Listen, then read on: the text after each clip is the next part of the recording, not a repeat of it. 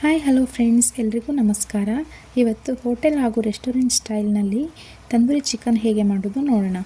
ಮೊದಲಿಗೆ ನಾನು 3/4 kg ಚಿಕನ್ನ ತೊಳೆದು ತಂದೂರಿ ಪೀಸ್ ಥರ ಕಟ್ ಮಾಡಿ ಈ ಥರ ರೆಡಿ ಮಾಡಿ ಇಟ್ಕೊಂಡಿದ್ದೀನಿ. ತಂದೂರಿ ಕಟ್ ಅಂತ ಕೇಳಿ ಚಿಕನ್ ಶಾಪ್ನಲ್ಲಿ ಈ ರೀತಿ ಕಟ್ ಮಾಡಿ ಎತ್ತಿಟ್ಕೊಂಡಿದ್ದೀನಿ. ಮೊದಲಿಗೆ ಅದಕ್ಕೆ ನಿಂಬೆಹಣ್ಣನ್ನು ಹಾಕ್ಕೊಳ್ತಾ ಇದ್ದೀನಿ. ನಿಂಬೆಹಣ್ಣು ಹಾಕೊಳ್ಳೋದ್ರಿಂದ ಚಿಕನ್ನು ಸಾಫ್ಟಾಗಿ ಬೇಯುತ್ತೆ. ಮೊದಲಿಗೆ ನಾನು ಇದಕ್ಕೆ ತಂದೂರಿ ಮಸಾಲಾನ 1 ಪ್ಯಾಕೆಟ್ ಆ್ಯಡ್ ಮಾಡ್ಕೊಳ್ತಾ ಇದ್ದೀನಿ. ಆನಂತರ ಇದಕ್ಕೆ ಮೇನ್ ಇಂಗ್ರೀಡಿಯೆಂಟ್ ಬಂದು ಗಟ್ಟಿ ಮೊಸರು. ನಾನು ಇದಕ್ಕೆ 3/4 ಕಪ್ಪಷ್ಟು ಮೊಸರನ್ನು ತಗೊಂಡಿದ್ದೀನಿ. ಆನಂತರ ಇದಕ್ಕೆ ನಾನು 2 ಟೇಬಲ್ ಸ್ಪೂನ್ ಶುಂಠಿ ಬೆಳ್ಳುಳ್ಳಿ ಪೇಸ್ಟ್ನ ಆ್ಯಡ್ ಮಾಡ್ಕೊಳ್ತಾ ಇದ್ದೀನಿ. ಆನಂತರ 1 ಟೇಬಲ್ ಸ್ಪೂನ್ ಅರಿಶಿನ ಪುಡಿನ ಆ್ಯಡ್ ಮಾಡ್ಕೊಳ್ತಾ ಇದ್ದೀನಿ. ಆನಂತರ ನಾನು ಇದಕ್ಕೆ 1 ಟೇಬಲ್ ಸ್ಪೂನ್ ಕಾಶ್ಮೀರಿ ಚಿಲ್ಲಿ ಪೌಡರ್ನ ಆ್ಯಡ್ ಮಾಡ್ಕೊಳ್ತಾ ಇದ್ದೀನಿ. ಕಾಶ್ಮೀರಿ ಚಿಲ್ಲಿ ಪೌಡರ್ ಇಲ್ಲ ಅಂದರೆ ನಾರ್ಮಲ್ ಚಿಲ್ಲಿ ಪೌಡರ್ನ ಕೂಡ ಆ್ಯಡ್ ಮಾಡ್ಕೋಬೋದು. ಹಾಗೂ 1 ಟೇಬಲ್ ಸ್ಪೂನ್ ಸಾಂಬಾರು ಪುಡಿನ ಆ್ಯಡ್ ಮಾಡ್ಕೊಳ್ತಾ ಇದ್ದೀನಿ ಮತ್ತು 1 ಟೇಬಲ್ ಸ್ಪೂನ್ ಕಸ್ತೂರಿ ಮೇಥಿನ ಹಾಕ್ಕೊಳ್ತಾ ಇದ್ದೀನಿ. ಹಾಗೆ ನಾವು ಇದಕ್ಕೆ ಗರಂ ಮಸಾಲ ಹಾಗೂ ಪೆಪ್ಪರ್ ಪುಡಿನ ಕೂಡ ಆ್ಯಡ್ ಮಾಡ್ಕೋಬೋದು. ನಾನೇನು ಆ್ಯಡ್ ಮಾಡ್ಕೊಳ್ತಾ ಇಲ್ಲ. ಈ ಮಸಾಲೆ ಪೌಡರ್ನಲ್ಲಿ ಎಲ್ಲ ಮಸಾಲೆ ಇರುತ್ತೆ. ಇದನ್ನು ಚೆನ್ನಾಗಿ ಮಿಕ್ಸ್ ಮಾಡಿಕೊಂಡು ನಾವು ಉಪ್ಪು ಖಾರನ ಅಡ್ಜಸ್ಟ್ ಮಾಡ್ಕೋಬೋದು. ಆನಂತರ ನಾವು ಈ ಮಿಕ್ಸ್ಗೆ ತಂದೂರಿ ಪೀಸ್ಗಳನ್ನು ಚಿಕನ್ನ ಹಾಕಿ ಚೆನ್ನಾಗಿ ಮಿಕ್ಸ್ ಮಾಡಿ ಎತ್ತಿಟ್ಕೊಳ್ತಾ ಇದ್ದೀನಿ. ಹೋಟೆಲ್ ಸ್ಟೈಲ್ನಲ್ಲೇ ಬೇಕು ಅಂದರೆ ನಾವು ರೆಡ್ ಕಲರ್ನ ಫುಡ್ ಕಲರ್ನ ಕೂಡ ಆ್ಯಡ್ ಮಾಡ್ಬೋದು. ನಾನೇನು ಆ್ಯಡ್ ಮಾಡ್ತಾಯಿಲ್ಲ. ಇದು ಚೆನ್ನಾಗಿ ಮಿಕ್ಸ್ ಆದಮೇಲೆ ನಾವು ಅಟ್ಲೀಸ್ಟ್ 1 hour ಅಥವಾ 2 hour ಆದರೂ ಮ್ಯಾರಿನೇಟ್ ಆಗೋಕ್ಕೆ ಬಿಡಬೇಕು.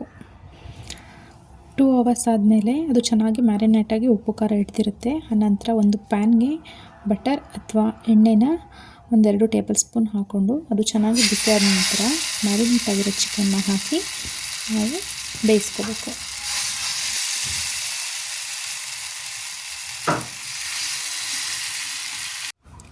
ಈ ಥರ ಪೀಸ್ ದೊಡ್ಡದು ಇಷ್ಟ ಆಗಿಲ್ಲ ಅಂದರೆ ನಾವು ಚಿಕ್ಕ ಪೀಸಲ್ಲೂ ಕೂಡ ಮಾಡ್ಕೋಬಹುದು. ಆ ಪೀಸ್ಗಳನ್ನೆಲ್ಲ ಪ್ಯಾನ್ ಮೇಲೆ ಹಾಕಿದ ಮೇಲೆ ಮಸಾಲೆನ ಚೂರು ಅದ್ರ ಮೇಲೆಲ್ಲ ಹಾಕ್ತಾಯಿದ್ದೀನಿ. ಈ ಚಿಕನ್ನ ಬೇಯಿಸ್ಕೊಳ್ಳುವಾಗ ನಾವು ಫ್ಲೇಮ್ನ ತುಂಬ ಲೋವಲ್ಲೂ ಇಟ್ಟಿರಬಾರ್ದು, ಹೈಯಲ್ಲೂ ಇಟ್ಟಿರಬಾರ್ದು. ಮೀಡಿಯಮ್ ಫ್ಲೇಮಲ್ಲೇ ನಾವು ನಿಧಾನಕ್ಕೆ ಬೇಯಿಸ್ಕೋಬೇಕು. ಪ್ಯಾನ್ ಮೇಲೆ ಹಾಕಿದ ತಕ್ಷಣ ನಾವು ಚಿಕನ್ನ ತಿರುಗ್ಸೋಕ್ಕೆ ಹೋಗಬಾರ್ದು. ಆವಾಗ ಪ್ಯಾನಲ್ಲೇ ಮಸಾಲೆ ಎಲ್ಲ ತಳ ಹಿಡ್ಕೊಂಡ್ಬಿಡುತ್ತೆ. ಹಾಕಿ 1-2-3 ನಿಮಿಷ ಆದಮೇಲೆ ನಾವು ಚಿಕನ್ನ ತಿರುಗಿಸ್ಬಿಟ್ಟು ಬೇಯಿಸ್ಕೋಬೇಕು.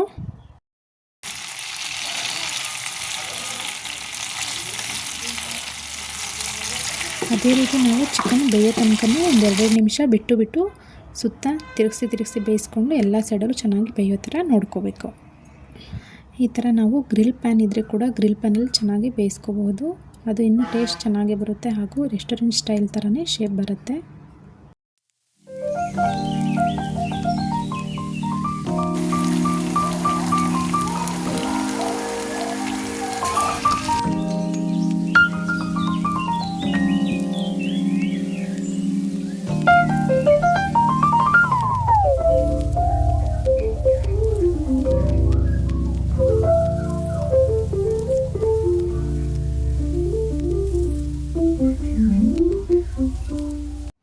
ಇದು ಕಂಪ್ಲೀಟಾಗಿ ಬೆಂದಮೇಲೆ ನಾವು ಒಂದು ಸ್ಟವ್ಗೆ ಗ್ರಿಲ್ ಸ್ಟ್ಯಾಂಡನ್ನ ಈ ಥರ ಇಟ್ಕೋಬೇಕು.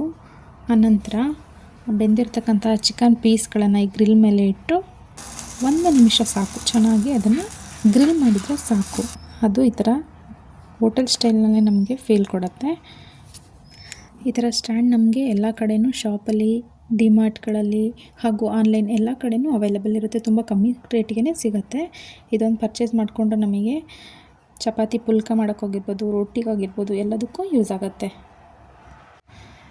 ತುಂಬ ಜಾಸ್ತಿ ಹೊತ್ತಲ್ಲ, 1 ನಿಮಿಷ ನಾವು ಈ ಥರ ಚಿಕನ್ನ ಗ್ರಿಲ್ ಮಾಡಿಕೊಂಡ್ರೆ ಚೆನ್ನಾಗಿರುತ್ತೆ. ಈ ರೀತಿ ಸಿಂಪಲ್ಲಾಗಿ ನೀವು ಕೂಡ ಮನೆಯಲ್ಲಿ ಟ್ರೈ ಮಾಡಿ ಹಾಗೂ ಕಮೆಂಟ್ ಬಾಕ್ಸ್ನಲ್ಲಿ ರೆಸಿಪಿ ಹೇಗಿತ್ತು ಅಂತ ತಿಳಿಸಿ. Thank you.